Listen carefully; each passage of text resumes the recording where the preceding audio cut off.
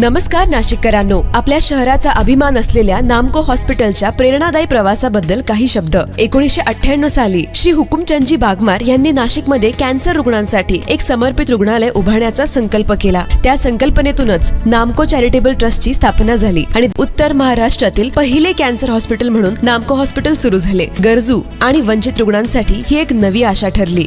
कालांतराने श्री सोहनलाल भंडारी आणि श्री शशिकांत पारख यांच्या सक्षम नेतृत्वाखाली नामको हॉस्पिटलने कॅन्सर हॉस्पिटल पासून मल्टी सुपर स्पेशालिटी हॉस्पिटल पर्यंत यशस्वी प्रवास केला। कोविड-19 महामारीच्या काळातही नामको हॉस्पिटलने आघाडीवर राहून रुग्णसेवा आणि लसीकरणात मोठे योगदान दिले।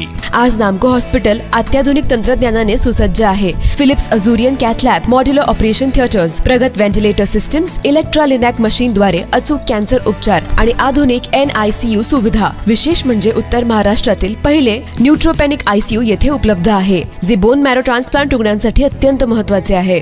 आतापर्यंत लाखो रुग्णांनी येथे केमोथेरपी, सर्जरी आणि रेडिएशन थेरपीद्वारे उपचार घेतले आहेत। तसेच सरकारी योजनांद्वारे अनेक महत्त्वाच्या शस्त्रक्रिया आणि उपचार अत्यंत कमी खर्चात किंवा मोफत उपलब्ध करून दिले जात आहेत। नामको हॉस्पिटल केवळ उपचारच देत नाही, तर सेवा सदनच्या माध्यमातून रुग्ण आणि त्यांच्या नातेवाईकांसाठी मोफत निवास आणि अन्नाची सोयही करते। तसेच आरोग्य रथद्वारे गावोगावी कॅन्सर तपासणी सेवा पोहोचवत आहे। भविष्यात 50 खाटांचे NICU, 50 खाटांचे डायलिसिस सेंटर आणि ऑर्गन ट्रान्सप्लांट प्रोग्राम सुरू करण्याचा आमचा संकल्प आहे। याशिवाय नर्सिंग शिक्षण क्षेत्रातही नामको हॉस्पिटल ग्रामीण आणि आदिवासी भागातील विद्यार्थ्यांना उज्ज्वल भविष्य घडवण्याची संधी देत आहे।